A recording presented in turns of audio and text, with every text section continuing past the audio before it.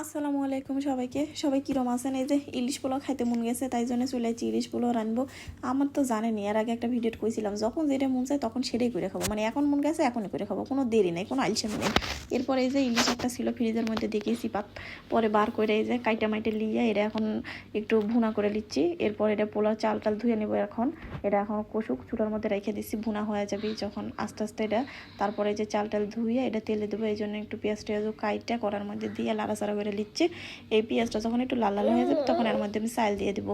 আমার কোনো আলসেমি নেই, জানেনি তো, আমি যখন যেটা মন যাবে তখনই সেটা করে খাবো। আমার কোনো আলসেমি নেই, কোনো বিরক্তও নাই।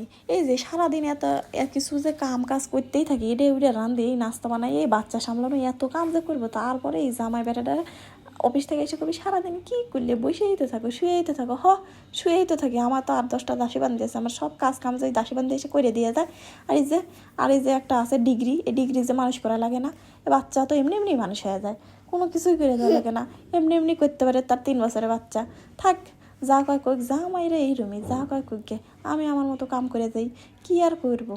এই যে অলরেডি পোলাটা হয়ে গেছে, মানে হওয়ার যখন চলে আসবে, হয়ে আসছে, সিদ্ধ হয়ে যাবে, তখন হওয়ার আগে একটু ওই যে মশলা কষায় রাখছিলাম সেই ঝোলগুলো পোলার মধ্যে ঢাইলে দেবো।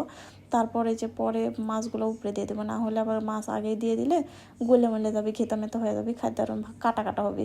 এরপরে এটা একটু ঢাকনা দিয়ে ঢেকে দেবো, যেন ভাপে আবার ইলিশের গন্ধটা ভিতরে পোলার মধ্যে ঢুকে যায়। এরপর দেখি মোটামুটি গন্ধ তো ভালোই বের হচ্ছে, দেখা যাক না খাবার যোগ্য হয় না অযোগ্য হয়।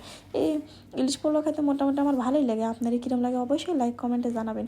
আপনারা আবার একটু কিছু কিছু মানুষ আছেন কি সিফটি, কেন লাইক কমেন্টও করেন না, শেয়ারও করেন না, এত কষ্ট করে ভিডিও বানায়। আগে ভাবেছিলাম কন্টেন্ট ক্রিয়েটর মানে খালি ভিডিও করে ছেড়ে দেন, ওরে বাবা, এখন আইসে দেখি সে কষ্ট আছে।